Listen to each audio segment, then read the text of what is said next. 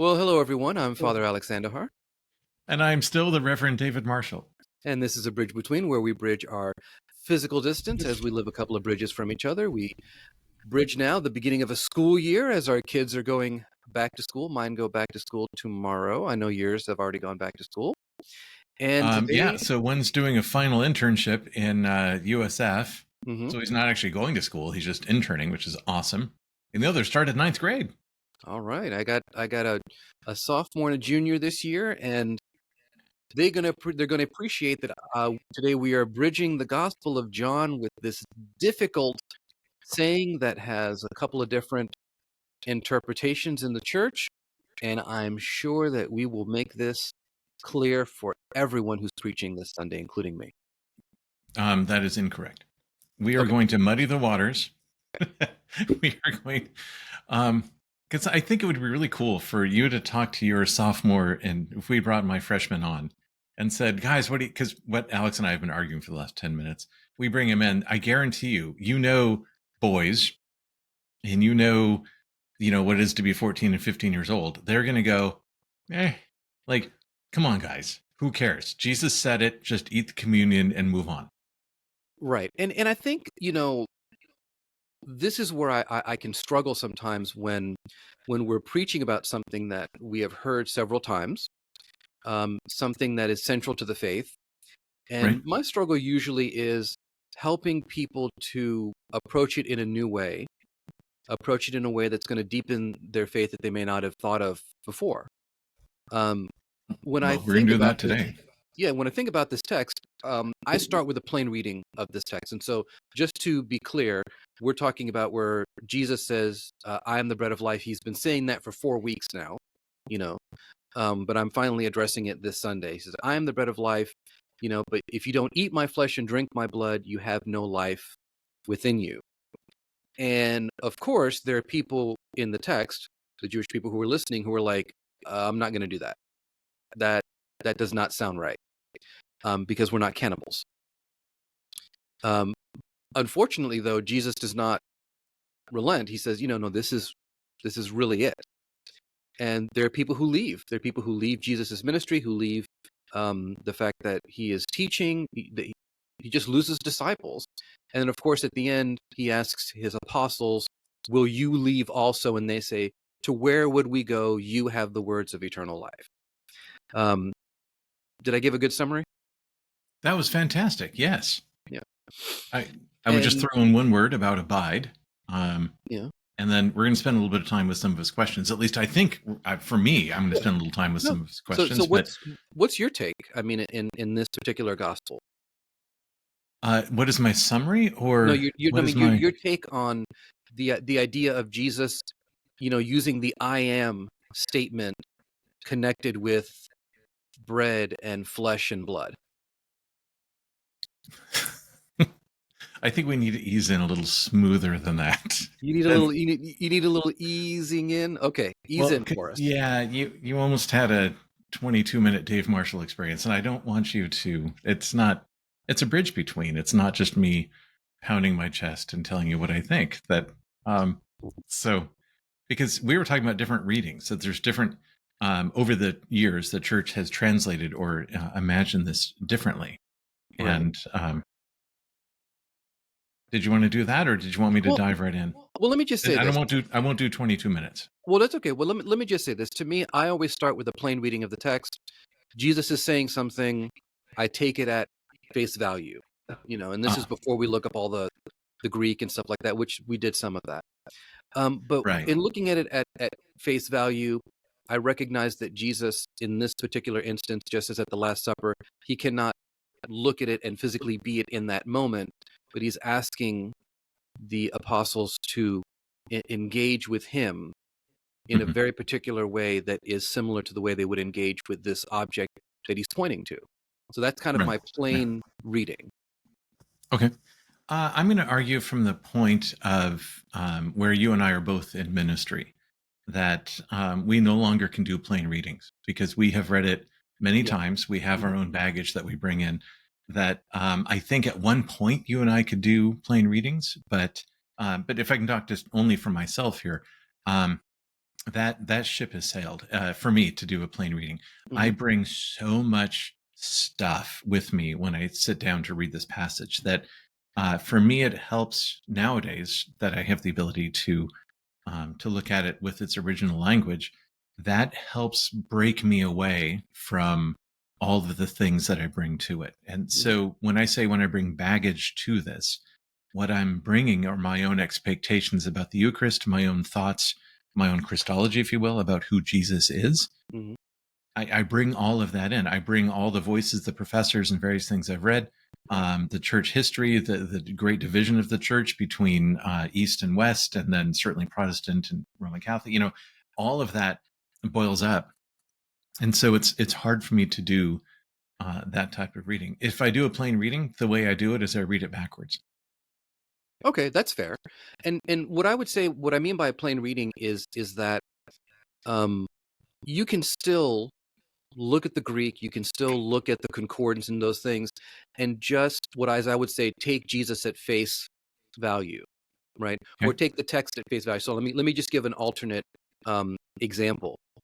sure. I believe Jesus walked on water.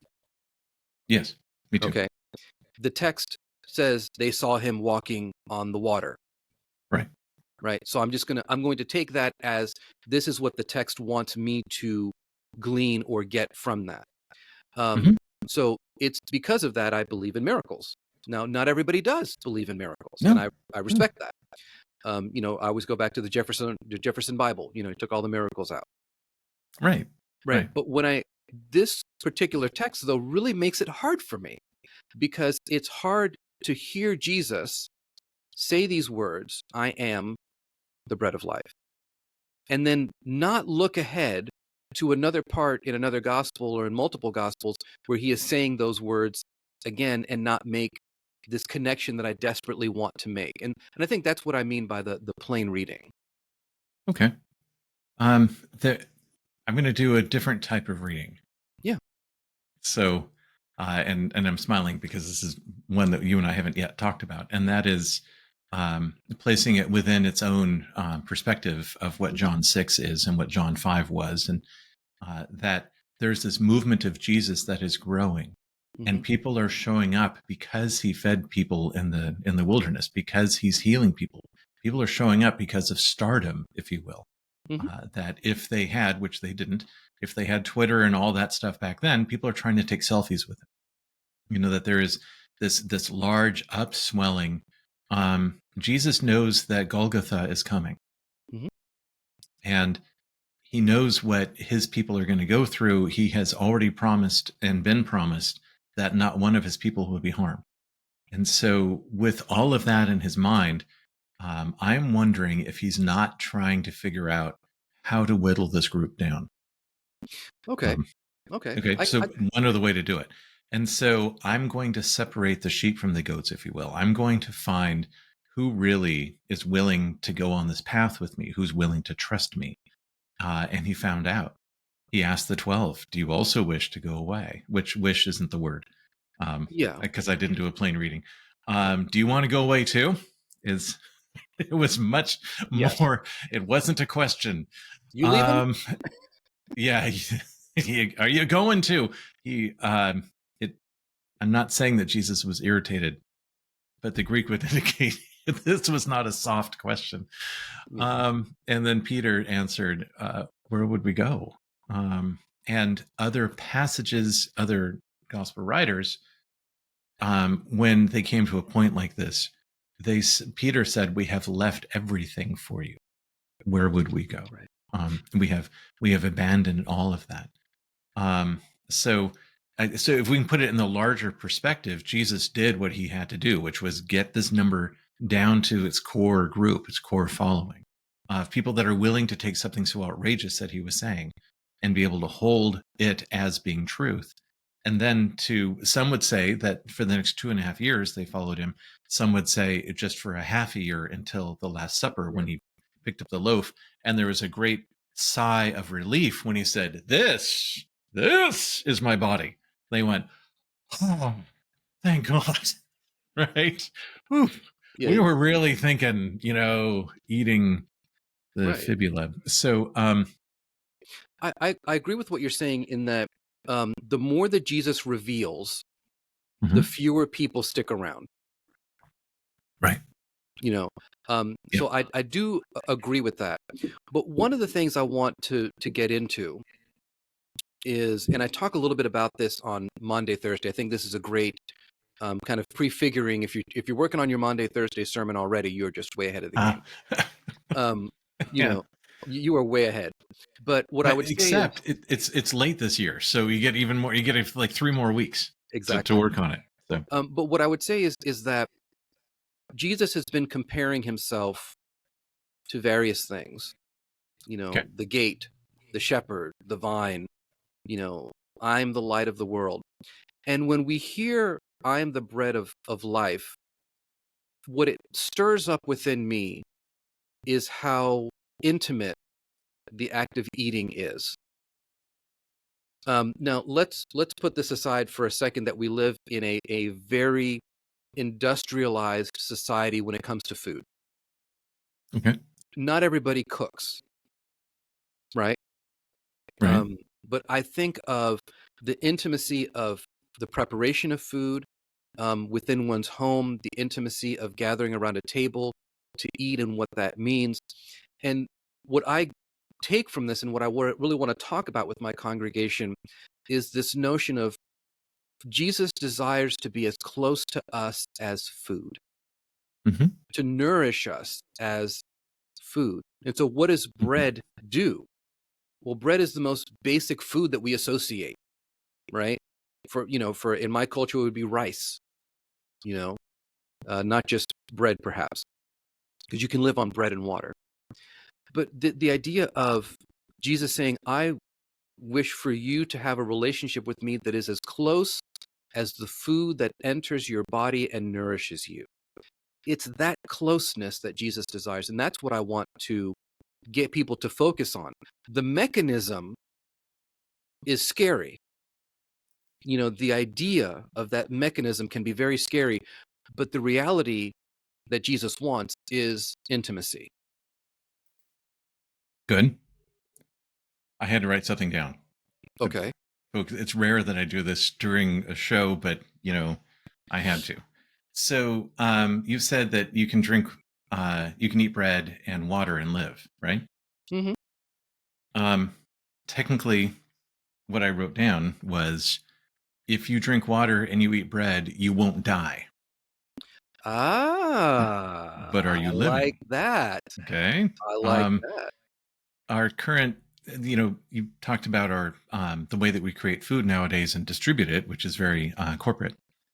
So is our healthcare. And our healthcare, you and I have examples upon examples, and most of them will make us tear up. Of the medical profession has moved to a place now where we can keep people from dying, but they're not living. Right. They're not thriving. What I'm saying is they're Mhm. not, it is surviving is the word I would use. Um, it's diminishing, Okay. Okay. so that we can keep the heart beating and the lungs drawing air. Right. And if the lungs stop drawing air, we can actually help with that too. Right. But is it living? Is it cognitively enjoying and discussing and embracing? And this is actually a philosophical thing that they were discussing in the first century when Jesus was out walking around about what is life, what is Zoe, the What does Greek. it mean to live? Yeah. What does it mean to live, and what is the Jewish interpretation of to live? And about the toasting and to life. It's actually to live, to actually have life. Yeah. And then the other Jewish question, which is thankfully recirculating again, is the question of is there life before death? Not is there life after death? Is there actually life before death? Is this really life? Um, so anyway, those are fantastic philosophical questions that Jesus is saying. I am the true bread. I am the true life. I am the way of living. I am the way, the truth, and the life. That the sense of you are on life support with everything else, but I am giving you something that will transcend, something that will then be abundant and forever. Well, and I think that's where we bring it back to the ministry of the church. people who do not have a relationship with Jesus Christ, who do not know him, who have not embraced him and been embraced by him, are existing, Mhm. right? But to have the fullness of life, Jesus says, I've come that they might have life and have it in abundance. Right. Now we're talking about something different. Right. And so, go ahead. And have it in abundance is an English thing, but yes, it's Well, I only speak English and Spanish and a little French. I don't speak well, and Aramaic. you do better than both than I do. But yes, it's abundant life. It's a way of it's a description for living. Overflowing. I would use the word overflowing of life. Sure. Right. You know, Right. and so, and this is the part that is comes to the end of that text where it's like, you have the words, Lord, you have the words of Hmm. eternal life. Like, where else are we going to go to get food?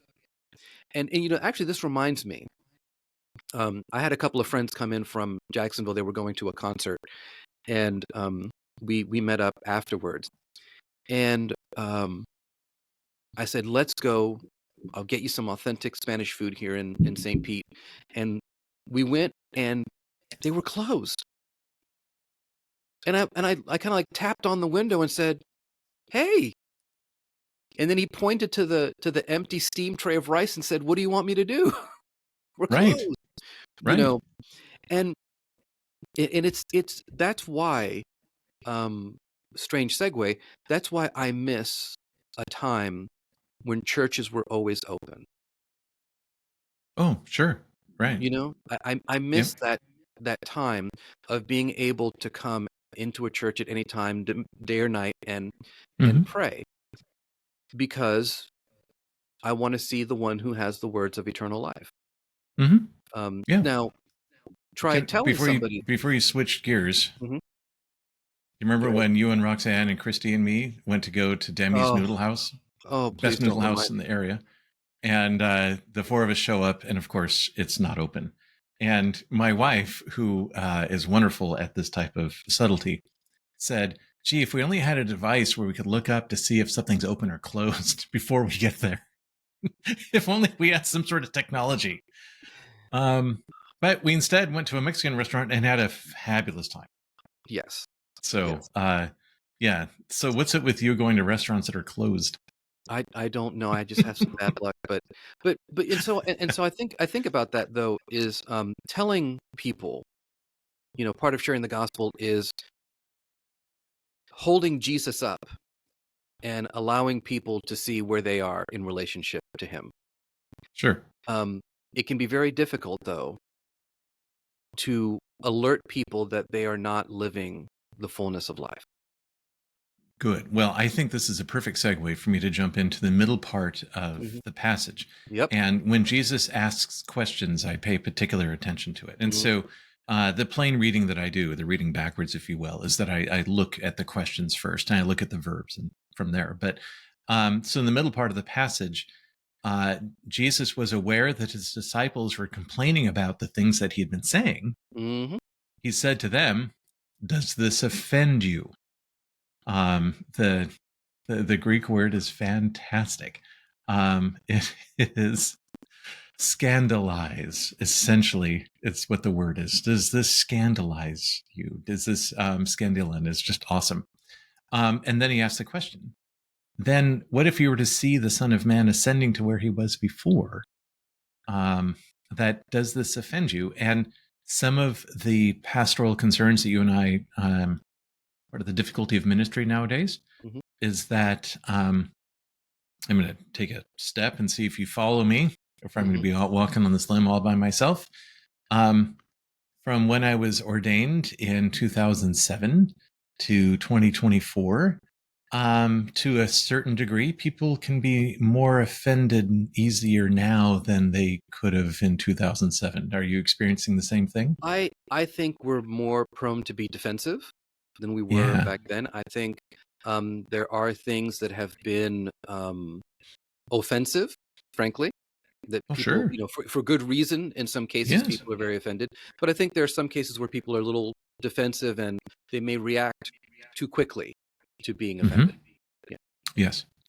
So, Jesus, the Comforter, This is how I see it. Does this offend you? What if you were to see the Son of Man ascending to where he was before? Then the phrase, it is the Spirit that gives life. The flesh is useless. The words that I've spoken to you are spirit and life. Right. That the sense of, and if you want to talk about like, look, guys, this is metaphorical. I hope you understand that, because it is the spirit that gives life. Flesh is useless. And in the same way, holding up the bread is useless. It's the spirit that gives life through it. Right. And that's Mhm. the living. And here's where I think we do draw a connection to the sacrament. Sure. Because let's take aside just Eucharistic theology for just a moment Okay. and say Jesus is not going to ask us to eat a hunk of flesh, thankfully. Yeah. Like he's not going to cut a piece of his arm off Sure. and do that, correct? Yeah, you have me going down a tangent. So I want to hear what you're saying next, so I don't So what fall I'm down saying that is, hole. so in other words, the way the mechanism, the way that he wants to introduce the idea of this intimacy, that he is the bread of life, that he is the essence of life, is to use this difficult, harsh language. But as you say, it is metaphorical in the sense of, I'm not going to cut myself apart and give it to you. I'm going to give it to you in such a way that you can digest it, no pun intended, or pun intended. Well, no, I'd say that You, that's a good pun.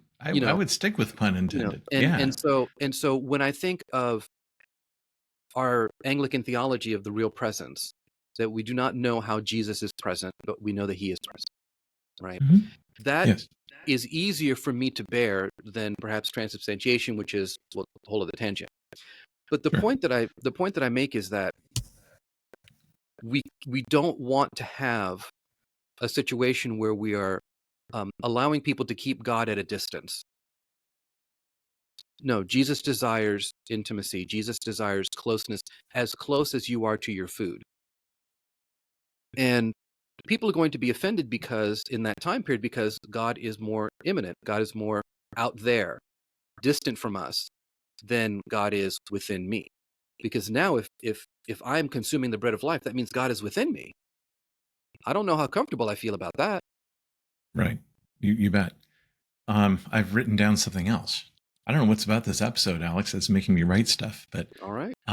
digest is a fantastic way of looking at it, Mm-hmm. because when Jesus says, "Whoever eats of this, whoever drinks of this," Mm-hmm. the digestive process, if it's normal food, you will get hungry again, and probably hungry in 3 hours.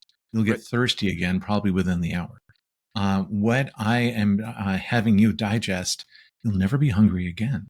Mm-hmm. So that when people come to your church or my church and they receive Holy Communion, they then don't go somewhere else searching for another religious experience, right? That we're somehow feeding them, and that this magical thing of 7 days um, that people just this past Sunday were telling me as they're leaving, I really needed this, and I need this every week. You know, that the sense, and those that are watching and participating online are the same thing. Like we need this every week, but what we receive is digesting and it's filling us.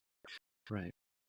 You know, to kind of come to our the last part of our episode, um, somebody tried to explain this to me, or in another metaphor, which is to say that when it comes to Jesus, many people are willing to chew on him, but not a lot of people are willing to swallow him.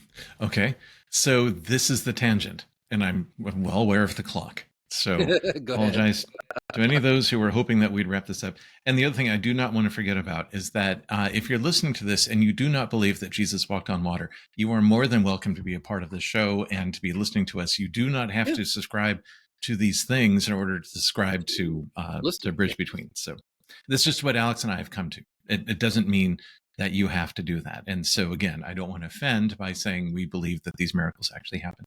Um, the sense of digesting is okay, I'm just going to say it, that there's a way of chewing. And there was a show that we watched. It was it Mythbusters. I'm not sure that they took some goat meat and it was processed very carefully so that it could be consumed without being cooked. And the whole idea is that our teeth are not able to eat raw flesh. We cannot. We cannot chew it and break it down enough to do it. That we have to put heat to it. That has to be cooked, and that we know that digestively speaking, we're omnivores, but closer to vegetarians than we are carnivores. Yes. Yeah. That's how our digestive system works. And so, other animals that eat goat, they can chew meat very successfully, and they can obviously digest it very easily, and we cannot. And so, if they rushed Jesus and they brought out their forks and knives and tried to take a part of his forearm and eat it, they're literally going to be chewing on it more than you would chew gum, because our teeth, again, are designed to break down vegetables, not meat. They have to be much sharper. They have to look like a cat's teeth, that like a shark, that type of stuff. And it has to be masticated. It has to be broken down a lot here, just to get it past this piece, but then for our stomachs to actually digest it. And so Jesus knows this, that the author of life, he knows what our digestive systems, he knows what our teeth can handle. And our teeth, mine get cleaned 2 or 3 times a year. I mean, these are really, really good teeth, compared to the teeth that Jesus's followers had. So there is no way they could have. But we can eat bread, and we can understand that metaphor. At the same time, he is having people leaving because it's like they were trying to chew goat meat that has not been cooked. They cannot chew it. They cannot swallow it. So they had to leave. I think the way that I would put this, and I think that's a good metaphor. The way that I would put this is, these words are literally too hard to digest for many people. Literally, right. But I think the notion of a God who desires to be that close to us is just too close for some people. They've been hurt, or they're afraid, or they don't know if they believe. And so God being that close is hard. And this is kind of one of the things I kind of think it's akin to marriage in a certain way, because you don't get married to somebody unless you really want to be around them a lot. If you don't want to be around somebody a lot, don't marry them. Because when you wake up, they're there. When you go to sleep, they're there. Right. And it's the Paul Reiser joke of he's eating cereal, 7 years of marriage, eating cereal. He looks at his wife. You're still here? Yeah. And so when does this end? I would encourage people to ask this question this week as you prepare for Mass. How close do you want God to be? How close do you want God to be to you? Because God desires real closeness, not a formal, relationship where you just exchange some letters. God wants a real closeness. Yes. So thank you, Alex. And we were talking about the sacrament of Holy Communion that Jesus then later had the Last Supper, but that's not the final thing. But there are some among you who do not believe, and that those people left, but Jesus didn't leave them. And at the crucifixion, all the other things he had said is that the Son of Man must be raised up so that all, not some, or those that could digest the really hard parts of what I was teaching them, just the 12 that I had, or just men. No, it was all. That Jesus does not give up on those who find the teaching difficult and those that cannot accept it. He still goes out. He is the good shepherd. He is the light of the world. He is the gate.